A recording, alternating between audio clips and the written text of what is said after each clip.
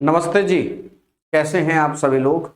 मुझे पूरा भरोसा आप एकदम स्वस्थ, जबरदस्त, बेहतर और जिंदाबाद। मेरे प्यारे साथियों, आज हम वैदिक संस्कृति का जो पॉलिटिकल स्ट्रक्चर था वो हम उस पर बात कर रहे थे कि राजा था। ये तो बात साबित हो गई थी कि राजा था, लेकिन राजा वैसा राजा नहीं है लाइक महाराजा अधिराज, वैसा नहीं है। केवल कबीले का रक्षक था, ये बात आपको पता चल गई थी। पिछली क्लास में हमने देखा था कि जो राजा है,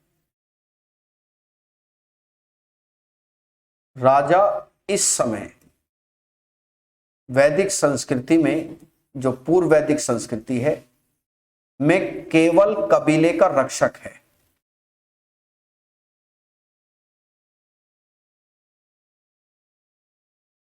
में केवल कबीले का रक्षक था। The protector of tribe only.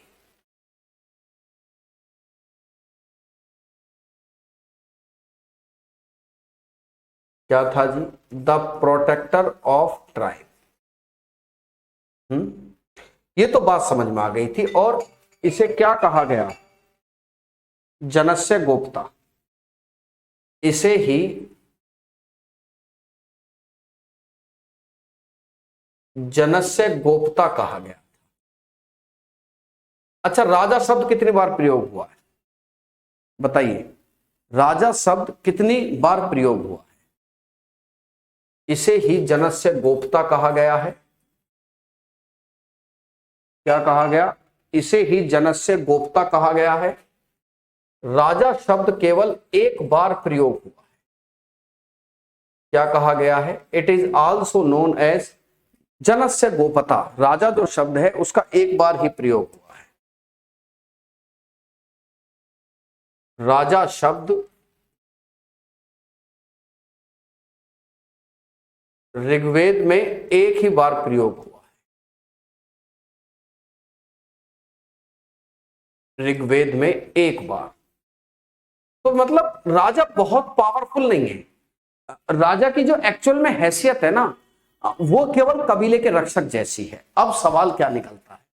अगर राजा कबीले का रक्षक है भैया, राजा क्या है? कबीले का रक्षक। कुछ प्रश्न यहां निकलते हैं। कुछ प्रश्न यहां निकलते हैं। क्या राजा निरंकुश था?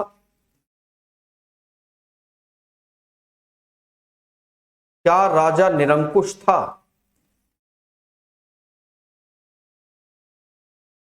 बताइए। एक सवाल यह है कि क्या राजा ऐसा था कि उस पर कोई कंट्रोल नहीं था किसी का भी? क्या उत्तर देंगे इसका आप? हाय हाय हाय। वाज द किंग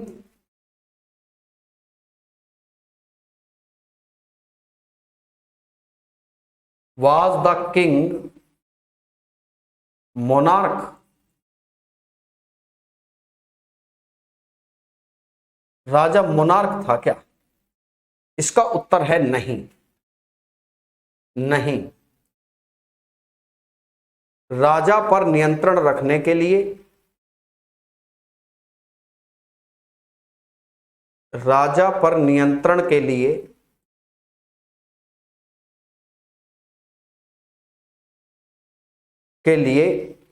संस्थाएं थी। राजा पर नियंत्रण के लिए संस्थाएं थी। There are institutions. There are institutions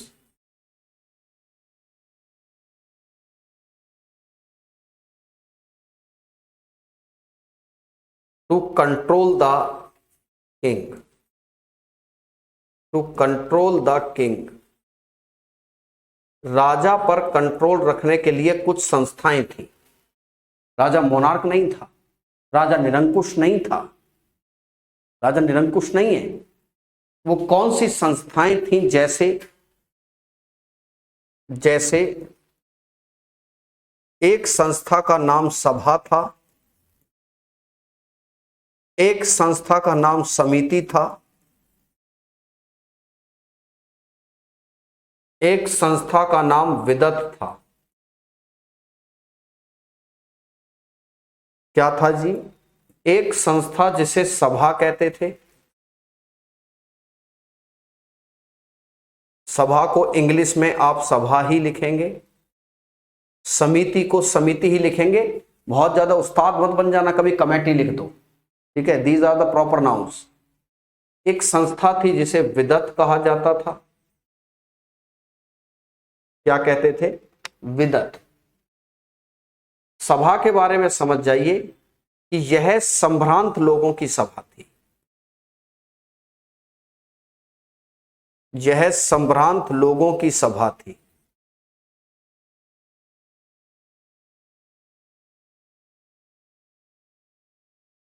the intellectuals, intellectuals की यह सभा थी। समिति क्या होती थी? यह आम लोगों की सभा थी।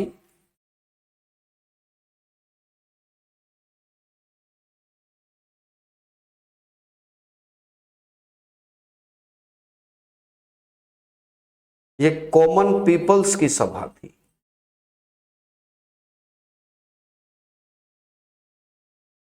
ये आम लोगों की सभा है। ये जो समिति है ये राजा को हटा सकती थी। इसकी इतनी ताकत थी कि ये चाहे तो ये राजा को हटा दे। विदत ये आर्यों की सबसे पुरानी संस्था है। ये आर्यों की सबसे पुरानी संस्था, ये आर्यों की सबसे पुरानी संस्था थी। और याद रखना दादा, इसका काम था लूट में जो माल मिलता था, गुरुजी लूट में माल। और आर्य भैया, शुरुआती आर्यों का जो जीवन चलता था वो लूटपाट से ही चलता था, है ना? शुरुआती आर्यों का जीवन जो चलता था दादा, वो लूटपाट से ही चलता था। तो लूट में जो भी माल मिलता था उसका फैसला करना, लूट में मिले माल का बंटवारा करना, कार्य the ancient institution of Aryans, the ancient institution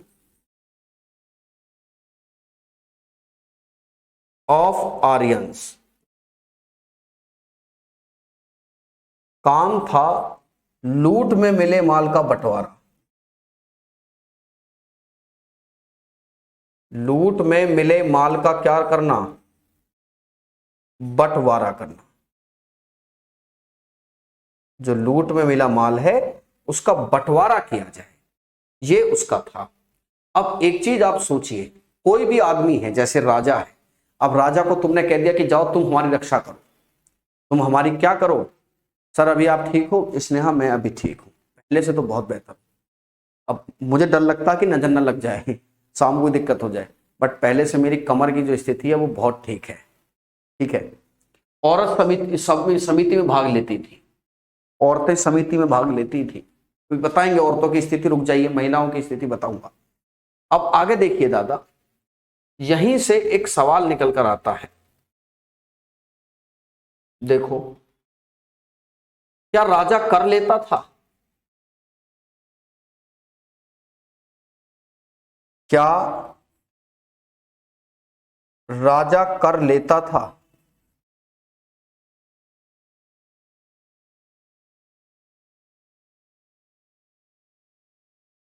does the king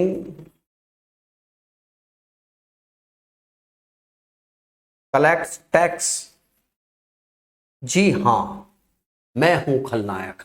नहीं, जी हां, राजा कर लेता था। जी हां, राजा कर लेता था।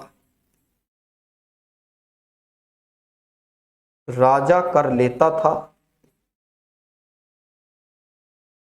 जिसे बलि कहा जाता था, जिसे बलि कहा गया, जिसे क्या कहते थे? जिसे बलि कहते थे।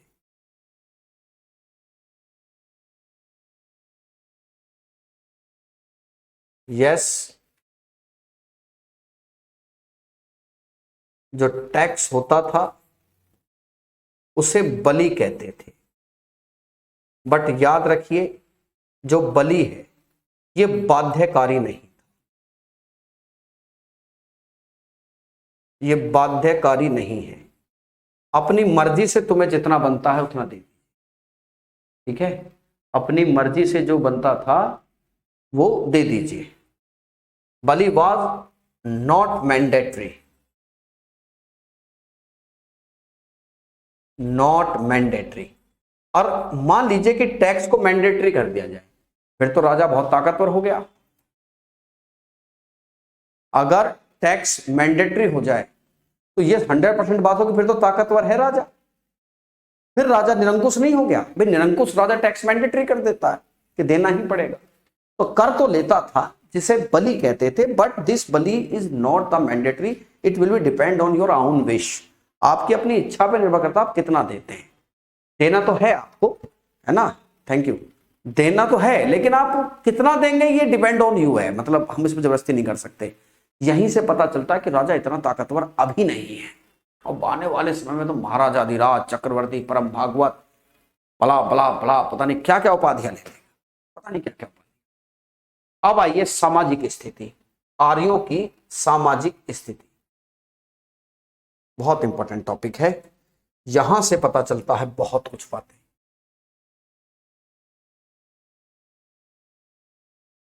आर्यों की सामाजिक स्थिति,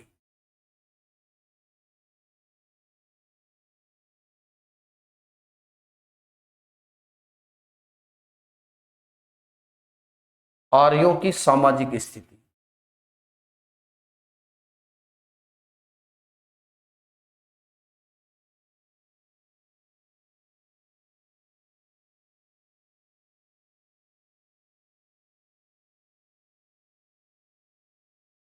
the social structure, the social structure.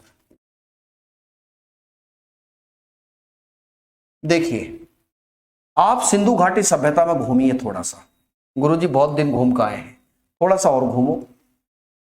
मैंने बताया था कि सिंधु घाटी सभ्यता में जो मेन चीज थी वो मात्र सत्तात्मक समाज था। वहां मम्मी की चलती थी, यहां पापा की चलती है, ठीक है। यह समाज पितृ सत्तात्मक था।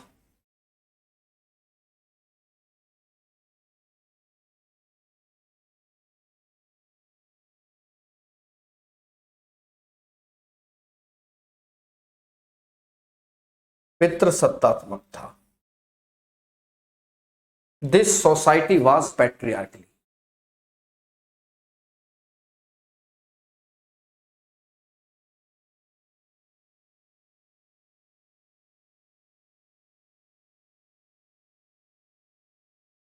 This society was patriarchally. कैसा समाज था ये? एक पितृ सत्तात्मक समाज था।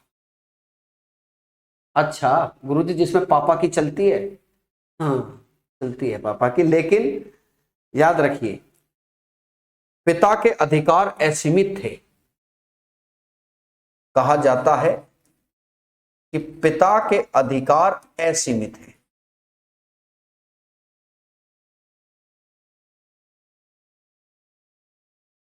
पिता के अधिकार असीमित थे।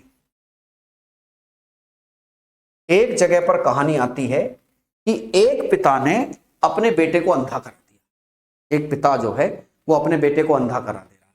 तो फिर लोगों ने सोचा कि ये तो कुछ ज्यादा नहीं हो गया गुरुजी? भैया बात ये है कि वो सिर्फ एक अपवाद है, it is just a exception.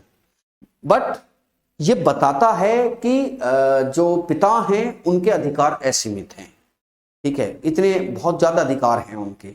अगर कोई, अच्छा उसमें दूसरी बात ये भी तो देखिए कि ऐसा भी तो सोचो कि कितने योग्य पुत्र रहे होंगे जो अंधे होने को तैयार हो गए। आज कोई कहते कि बेटे आज हम तुमको अंधा करा देंगे, हमको बोले पापा तो हर जिंदगी से हम खेल जावा है। तुम अगर आज की तारीख में क्या है, आज की तारीख में बाप ये कहते हैं कि बेटा ऐसा है कि शाम तक हम तुम्हें अंधा करा देंगे। तो पहले के जमाने में लड़के भी तो देखो कि पापा ठीक है अगर आपकी ऐसी इच्छा है तो हर घर में है रावण बैठा, इतने राम कहां से लाऊं। चलिए, अधिकार असीमित थे, समाज में वर्ण व्यवस्था थी, समाज में वर्ण व्यवस्था थी,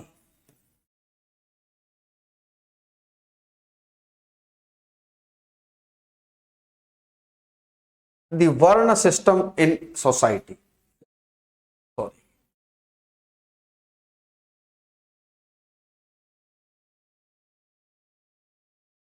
द वर्ण सिस्टम इन सोसाइटी है। वर्ण सिस्टम, बेटा भाग जाएगा, बेटा हाथ नहीं आएगा, है ऐसा भी हो सकता है। एक कलयुग है, तुम अखबार खोल कर देखो, अगर मैं ये भी तुम्हारे सामने अखबार खोल दूं तो 50 चीजें तो मिल ही जाएंगी मुझे ऐसी। बेटा ड्रम में लगा दे रहे हैं, बेटे पिता को ड्रम में लगा दे रहे हैं, आजकल चल रहा है बस मामला। 50 चीजें तो मेरे ही सामने आ जाएं, एकदम से आ जाती हैं। देखो जी, सुनो, अखबार खोल कर देखो आप, है ना, अखबार खोल कर देखो, देखना जी, अमेरिकी इजराइल का ईरान पर हमला, कई शहरों में धमाके। चलो बहुत अच्छी बात। इंजीनियर की मौत पर सांसद बोले फूलों की खुशबू अच्छी है। एयर स्ट्राइक, काशी में जलती चिताओं की भस्म होली। पाक अफगानिस्तान लड़ाई में अब कौन भारी, असली मकसद क्या है। इस्लाम छोड़ चुके यूट्यूबर को 14 चाकू मारे। ठीक है, 12 करोड़ की लैम्बोर्गिनी 8 करोड़ के थाने में 8 करोड़ में थाने से छूटी है। काशी में सिपाही ने बटुक को पीटा, बाल खींचे। मतलब तुम सोचो, सपा नेता ने दरोगा को कॉलर पकड़ा, धक्का दिया। मतलब अब इतनी सारी खबरें, इनमें से एक खबर मिली तुम्हें सुख शांति अमन चैन की। हर जगह यही तमाशे हैं, तुम कहीं भी चले जाओ। कौन से हैं, इसकी जानकारी कहां से मिलती है। ऋग्वेद के पुरुष सूक्त से। कौन सा मंडल है, कमेंट करके बताइए। ऋग्वेद के पुरुष सूक्त से जानकारी मिल जाती है। किससे मिल जाती है, पुरुष सूक्त से। ऋग्वेद का कौन सा मंडल है, हैं? सर जी समझ में नहीं आ रहा। सर सब्जेक्ट पढ़ाइए, न्यूज हम खुद पढ़ लेंगे। नहीं पढ़ पाओगे तुम, नहीं पढ़ पाओगे, पता है मुझे बेटा। अपने बछड़े के दांत हर आदमी जानता, मैं जानता हूं, ठीक है, ना पढ़ पाओगे। ये कह रहे हैं जी हमें ये सब बातें मत बताओ तुम, बस।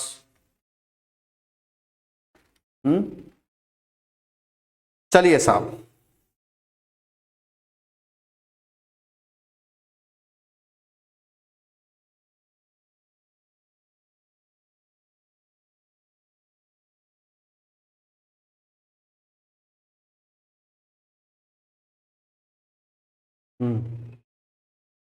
देखिए, पुरुष सूक्त से, द पुरुष सूक्त,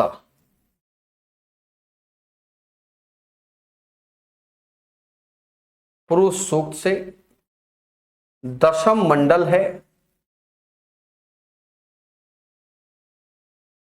10th मंडल से जानकारी मिलती है। और दशम मंडल से यह पता चलता है, इसी सूक्त में, इसी पुरुष सूक्त 10वें मंडल के पुरुष सूक्त में यह जानकारी है कि भैया क्या जानकारी मिलती है दशम मंडल के पुरुष सूक्त से। दशम मंडल में लिखा है 4 वर्ण हैं, 4 वर्ण जो विराट पुरुष से पैदा हुए हैं। 4 वर्ण हैं जो विराट पुरुष से पैदा हुए हैं, विराट पुरुष से पैदा हुए हैं। द ओरिजिन ऑफ 4 वर्ण, द ओरिजिन ऑफ 4 वर्ण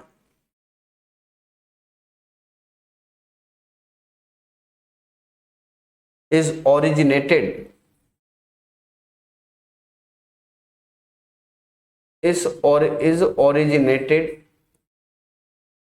फ्रॉम ए विराट पुरुष, फ्रॉम ए विराट पुरुष। किससे पैदा हुए हैं भैया? विराट पुरुष से ये पैदा हुए। कौन से हैं? चार वर्ण।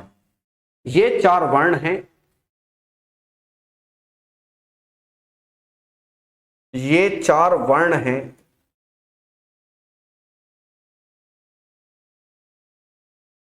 ब्राह्मण, क्षत्रिय,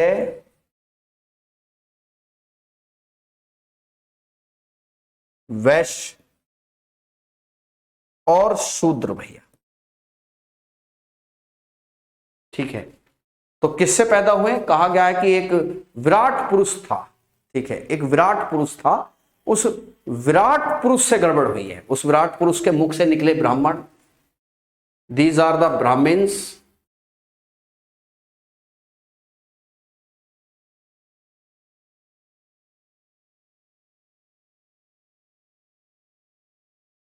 क्षत्रिय, वैश्य और शूद्रा।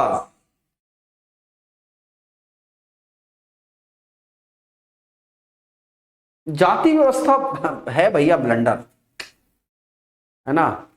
जाति व्यवस्था अपने आप में एक ब्लंडर चीज है। इसमें लिखा है, ऋग्वेद के चैप्टर हैं, चैप्टरों को मंडल कहते हैं, उसी मंडल में एक समूह है मंत्रों का जिसे पुरुष सूक्त कहते हैं। वहां से पता चलता है, ठीक है, वहां से पता चलता है कि कैसे जाति और धर्म बने।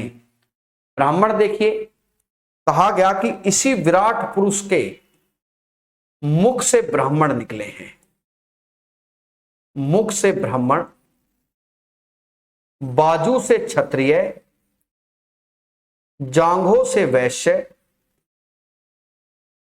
और पैरों से शूद्रों की उत्पत्ति हुई है। क्या हुई है? अच्छा, आप जानते हैं ओम भूर्भुवः स्वः जो हमारा गायत्री मंत्र है। अब बिल्कुल दिमाग से सोचोगे गुरुजी, अच्छा आर्य रहने लगे आके, तो क्या सिंधु घाटी सभ्यता वाले लोग भी रहते थे? थैंक यू शीतल जी। सिंधु घाटी, हाँ भैया वो भी रहते थे।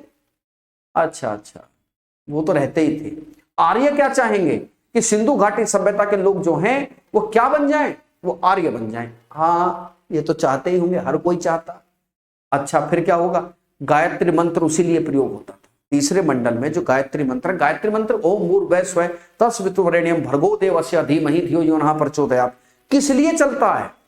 ताकि अनार्य लोगों को आर्य बनाया जा सके। समझ गए? जो अनार्य थे, अच्छा अनार्यों को क्या बताया गया है? अनार्यों की पहचान बताई है ऋग्वेद में कि कौन है अनार्य। ऑब्वियस बात है, कौन है अनार्य? वही जो यार सिंधु घाटी सभ्यता के थे, वही अनार्य। कि काले रंग के हैं, काक वर्ण हैं, चौड़ी नाक के हैं, वेदों में विश्वास नहीं करते हैं, कोई धार्मिक, वेद से मतलब है कि धार्मिक कर्मकांड नहीं करते हैं, यज्ञ नहीं करते हैं, चौड़ी नाक के हैं। किसके हैं? चौड़ी नाक के हैं। और जो क्या बताया गया है कि चौड़ी नाक, रंग उनका काला है। अभी तुम देखो दस्यु हैं, कौन से हैं? दस्यु हैं, दास हैं। ठीक है, अब देखो सुनो, अब कहानी क्या है भैया। अब तुम जरा उस जमाने के हिसाब से राक्षसों को देखो, वो काले रंग के दिखाए जाते हैं। राक्षसों को क्या दिखाते हैं? काले रंग का, और देवता गोरे रंग के। तो उन्हें बताया कि वो काले रंग के हैं, नाक उनकी चौड़ी है, देखो नाक पे लाल रंग का पपोटन दिखाते हैं। ठीक है, कि नाक चौड़ी है, रंग उनका काला है, और वो जो है वो यज्ञ वगैरह नहीं करते हैं, वो देवताओं को नहीं मानते हैं, वो सब अनार्य हैं। अब इन अनार्यों को क्या बनाया? सॉरी, हे भगवान, इन अनार्यों को आर्य बनाया जाएगा। कि पढ़ो ओम भूर्भुवः स्वः। जो गायत्री मंत्र है, गायत्री मंत्र का मुख्य काम अनार्यों को आर्य बनाने के लिए होता था। ठीक है, तो बताया गया कि विराट पुरुष के मुख से ब्राह्मण पैदा हुए हैं, यह बात ऋग्वेद में लिखी है।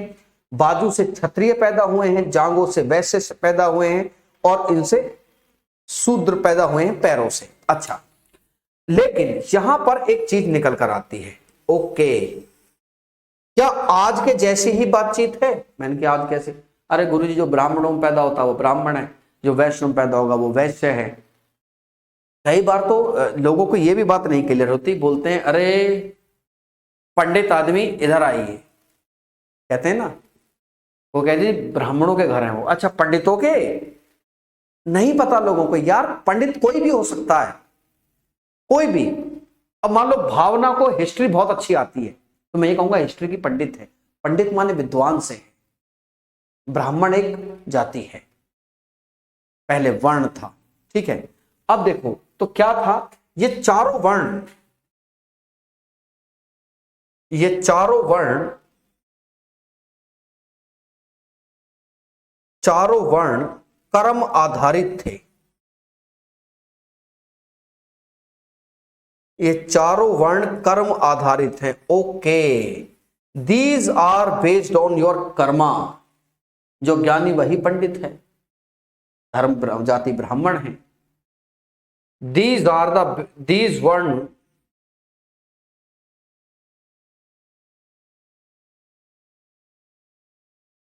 these वर्ण are based on karma, are based on karma. Rigveda में एक जिक्र है कि सुनिए, मैं एक कवि हूं, मेरे पिता वैद हैं, मां मेरी आटा पीसती है, हम तीनों एक ही परिवार के हैं।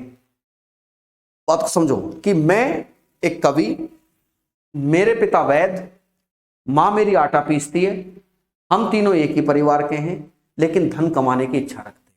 अच्छा, मतलब गुरुजी एक ही परिवार में अलग अलग वर्ण के लोग हो सकते थे, बिल्कुल हो सकते थे, लेकिन जनरली ऊपर के तीन ब्राह्मण क्षत्रिय वैश्य हो सकते थे एक ही परिवार में। अगर लेमन लैंग्वेज समझो तो एक पंडित हो सकता था, एक बनिया, एक ठाकुर, क्षत्रिय, ये हो सकते थे, एक ही घर में हो सकते थे।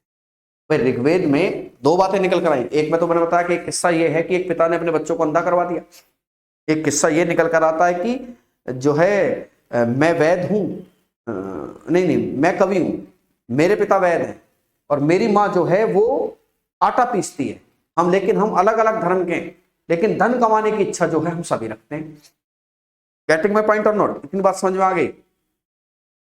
अब चारों कर्म पर आधारित हैं। आगे देखिएगा, भेदभाव नहीं है किसी प्रकार का, सामान्यतः भेदभाव नहीं था।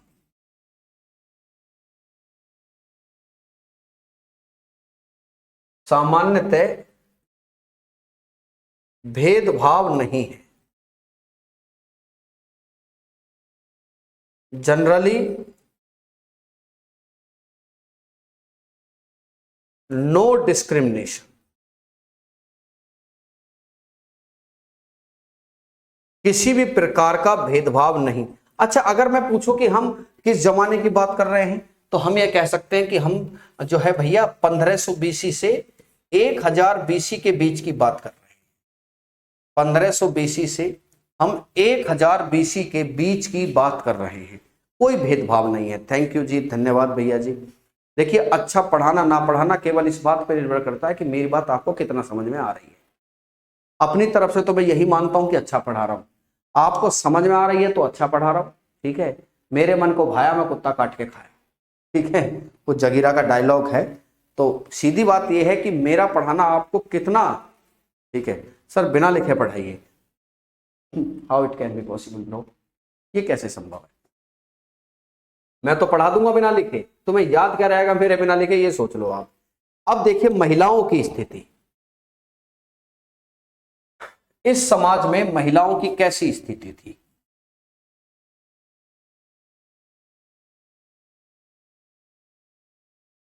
अच्छा, अगर मैं ये पूछूं आज महिलाओं की स्थिति कैसी है, ठीक है, हाँ, देखिए महिलाओं की स्थिति,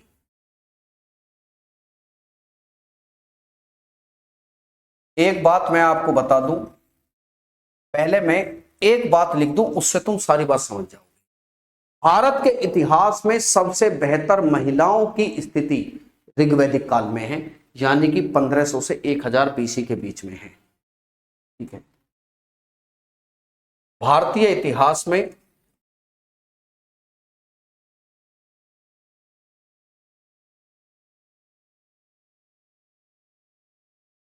इतिहास में महिलाओं की सबसे बेहतर स्थिति।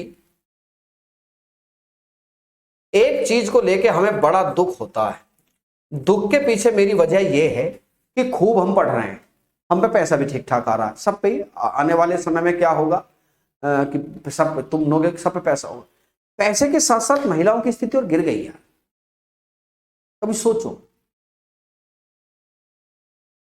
पर्सनली हम बता रहे हैं इस चीज को लेकर बहुत दिक्कत है।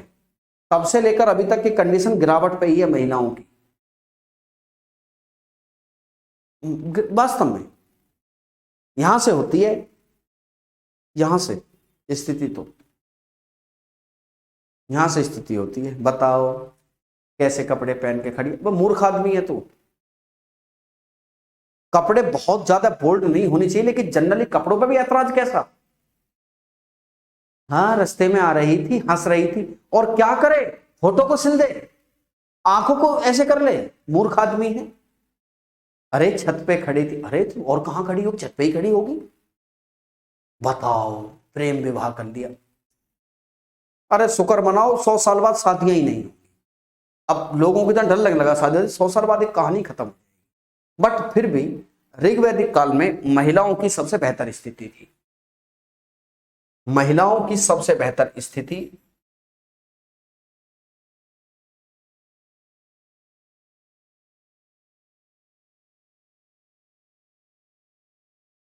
भैया, इतनी खराब हमारी सोसाइटी हो गई। मैं गाली तो नहीं दूंगा कि मतलब अब सब तो नहीं कहूंगा किसी प्रकार के, ना मुझे कहने चाहिए यार, कमाल हो गया। देखिए, अभी कभी आप दुकान पे जाओ, मेडिकल स्टोर पे, उसको बोलो कि भाई तू ना मुझे पैड दे दे, है ना, डेट हो रही है, महावारी हो रही है, काली पिन्नी में लपेट के देगा। फिर तुम शराब की दुकान पे जाओ कि बोतल मिलेगी क्या, बोतल को ऐसे देगा जैसे वर्ल्ड कप लेके आ रहा है। शर्म आनी चाहिए। जिस चीज के प्रति सम्मान होना चाहिए, जो चीज जननी है पुरुष की, उस चीज के प्रति तो तुम काली पिन्नी में लेकर आ रहे हो। केरल में एक चौकीदार ने अपनी बहन को इसलिए मार दिया कि उसको पता ही नहीं है, उसको डेट हुई तो उसको लगा कि ये तो गलत काम कर दिया, इसने जान से मार दिया उसे। अरे ये तो तुम पढ़ा नहीं सकते। शराब ऐसे लेके चलते जो वर्ल्ड कप लेके आ रहा है।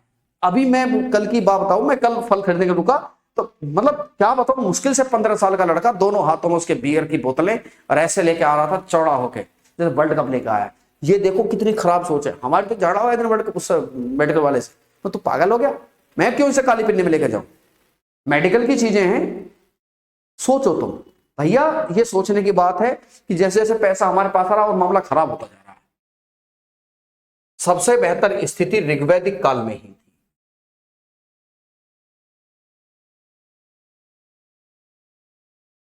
कोई कहे ना कहे, कहे ना कहे, मिडिल क्लास में लड़की पैदा होते ही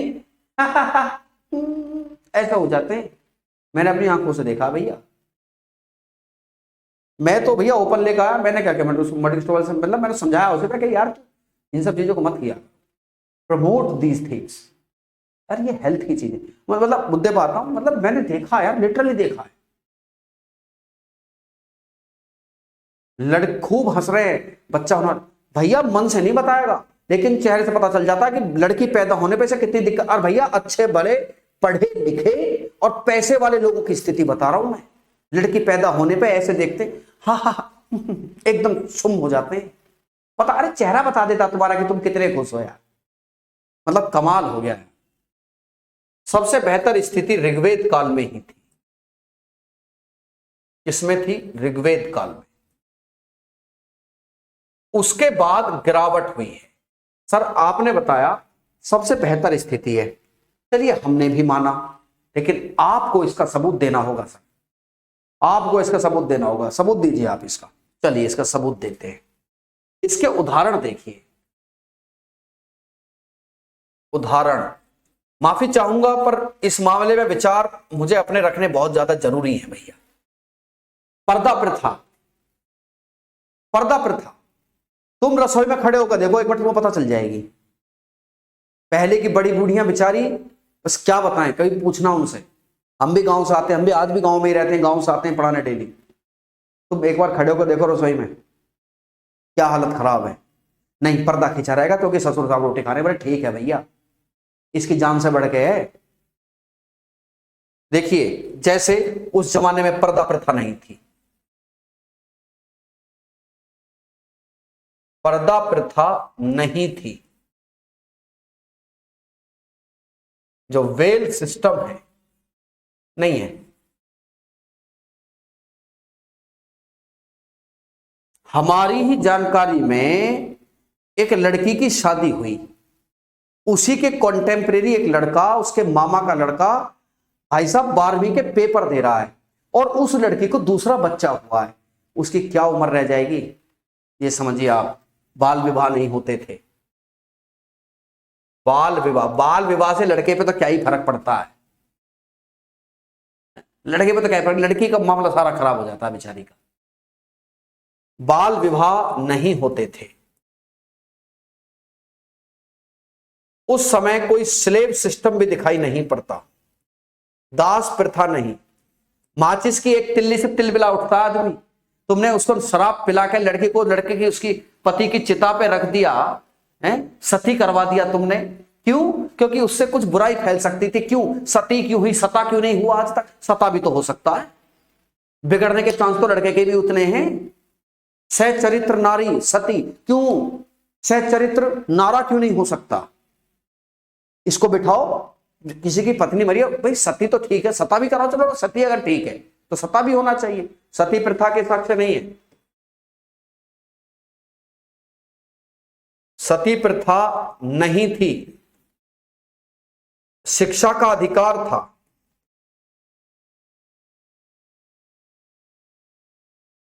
शिक्षा का अधिकार था, राइट ऑफ एजुकेशन लड़कियों को मिला हुआ था। बेटा, गुड़ियाओं, मेरी प्यारी बहनों, तुम पे बहुत कम समय है, तुम पे बहुत कम समय है। अगर तुम्हारे माता पिता ने तुम्हें पढ़ाई के लिए समय दिया तो मेरी बच्चियों, मेरी प्यारी बहनों, 1-1.5 साल में लग जाओ। ये लड़कों पे की होड़ मत करो, ये तो बगावती हो जाएंगे। अपने दोस्त के बेटा, तुम कहां, तुम तो बगावत भी नहीं कर सकती in this typical Indian society. सबसे कम समय है तुम्हारे पास। राइट ऑफ एजुकेशन भी था, जैसे लोपा मुद्रा है, लोपा मुद्रा थी, अपाला, विश्वरा, घोषा, सिकता, अपाला, विश्वरा, घोषा, सिकता, ये सब थी। और आपकी जानकारी के लिए मैं बता दूं, लोपामुद्रा जो है वो विदर्भ के राजा की कन्या थी। ऊपर लिख देता हूं, ये विदर्भ के राजा की कन्या थी, ठीक है, ये विदर्भ के राजा की कन्या थी।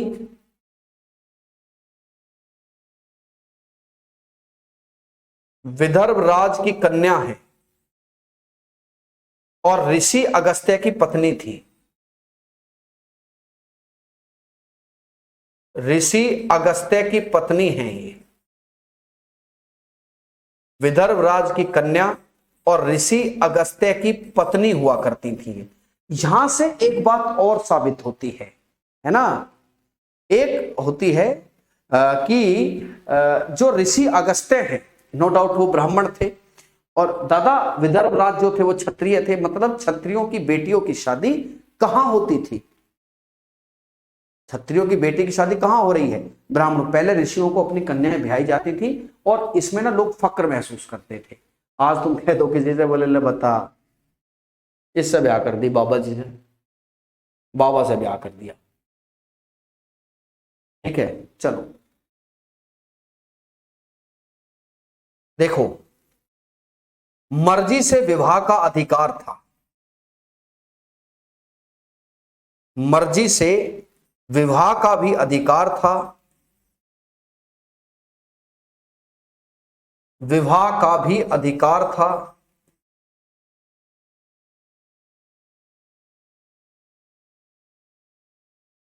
साथ ही अपनी मर्जी से आजीवन कुंवारी रह सकती थी, आजीवन अविवाहित भी रह सकती थी।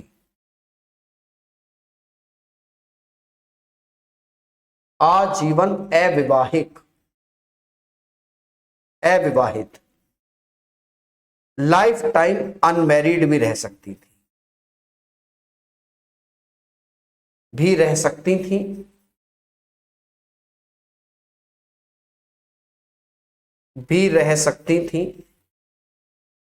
ऐसी महिलाओं को अमाजू कहा जाता था। क्या कहा जाता है? ऐसी महिलाओं को अमाजू कहा जाता है। ऐसी महिलाओं को अमाजू कहते थे।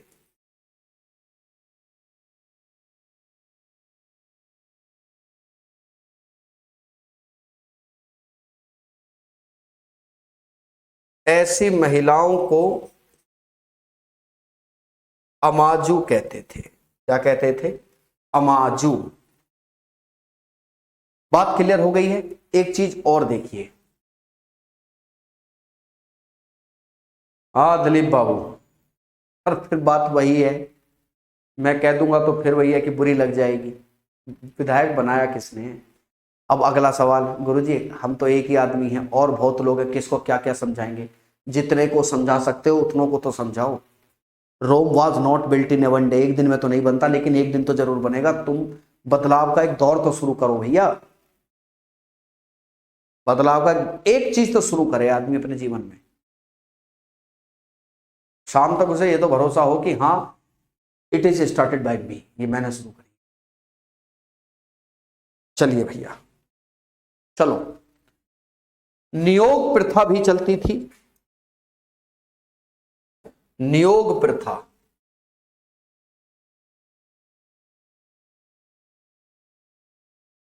The females in ancient history after सूत्र as just a political tool. एक राजनैतिक हथियार थी। राजा हार गया तो अपनी बेटी की शादी कर दी, जीत गया तो दूसरी की ब्याह लाया। मर्जी हो या ना हो। एक बेटे के पिता हैं, तो जरा सा सोच कर देखें इस बारे में।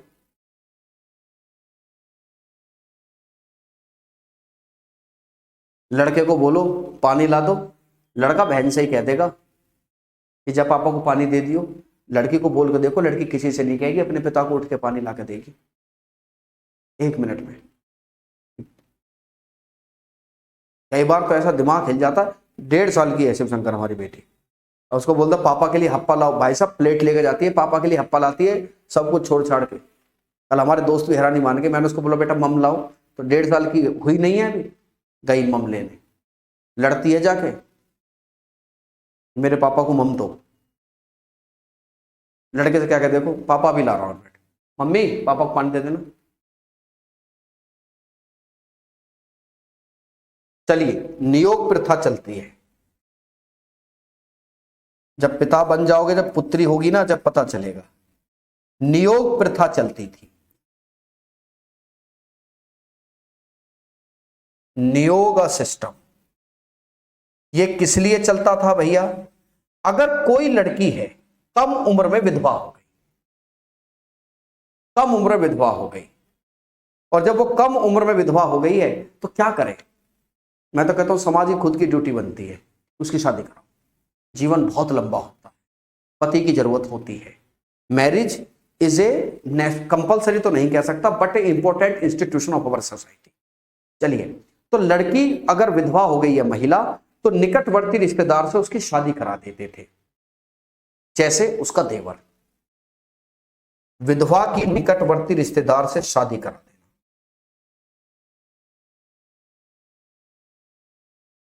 विधवा की निकटवर्ती क्लोज रिलेटिव जो है, क्लोज रिलेटिव से क्या करा देना? विवाह करा देना, जो मोस्ट प्रोबेबली उसका देवर होता था। अब मेरी बात को आप एक बार दोबारा सुनिए। इन सारी बातों से क्या लगता है?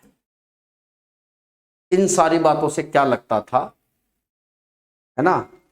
इन सारी बातों से क्या लगता था, इन सारी बातों से तो यही लगता है कि महिलाओं की स्थिति में कोई दिक्कत नहीं। और बहुत सारी बातें थी, जैसे कोई लड़की शादी होके आती थी, शादी होके आती थी तो जो है उसका अतिथि के तौर पर स्वीकार करते थे, सत्कार करते थे, कि वो तो आज भी होता है। सब उसको घर की चाबियां तो नहीं आई थी क्योंकि लोहा उस समय नहीं था, उसे रसोई की स्वामिनी बना देते थे, उसको मर्जी से उसके पकवान बनते थे कि बहू आप क्या खाएंगी। ये सब चीजें हैं। और इन बातों से एक बात साबित हो जाती है कि नो डाउट उस समय महिलाओं की स्थिति बहुत बेहतर थी। भगवान करे इस तरक्की के साथ वो समय भी आ जाए। हम तरक्की के दुश्मन नहीं है। अर्थशास्त्र का एक नियम है, डेवलपमेंट पेज, विकास अपनी पूरी कीमत वसूलता है, लेकिन ये कीमत नैतिकता के मूल्यों के दम पे नहीं चाहिए। हमें डेवलपमेंट हो हमारी मेहनत से, लेकिन हम अपने नैतिक मूल्यों को बिल्कुल खत्म कर गए, इस कीमत पे हमें डेवलपमेंट नहीं चाहिए। भैया क्या एक कहावत है पुरानी, ऐसे सोने का क्या फायदा जो तुम्हारे नाक कान को खा गए। नाक कान को खा गई ये चीजें, क्या मतलब रह गया भाई। चलिए, हाँ बिटिया बड़ी प्यारी चीज होती है। और ये तो आप में से, मुझे नहीं पता आप में से कितने लोग एक बिटिया के पिता हैं, अगर होंगे तो पता होगी कि बेटी जो हो जाती है ना, वो बेटे से नो डाउट प्यारी ही होती है, बेटे से बहुत प्यारी होती है वो। बेटे भी प्यारी होते हैं, बेटे ही भाई आज की परिपाटी के अनुसार बेटे सेवा भी करते हैं, बट बेटी एक बार पापा कह दे तो फिर कहना क्या, पापा, है ना। अब वो ऐसी है कि उसे तुम चॉकलेट भी दोगे तो उसे अपने पापा को देनी है। तो मैं तो अपने दम पे बता रहा हूँ जी, बेटियों से ऊपर तो कुछ एक्चुअल में नहीं है। ठीक है, चलिए साहब, धन्यवाद। नेक्स्ट क्लास में मुलाकात करूंगा। आज की क्लास को यही विराम देता हूँ। कोई भूल हुई हो तो क्षमा करना। धन्यवाद।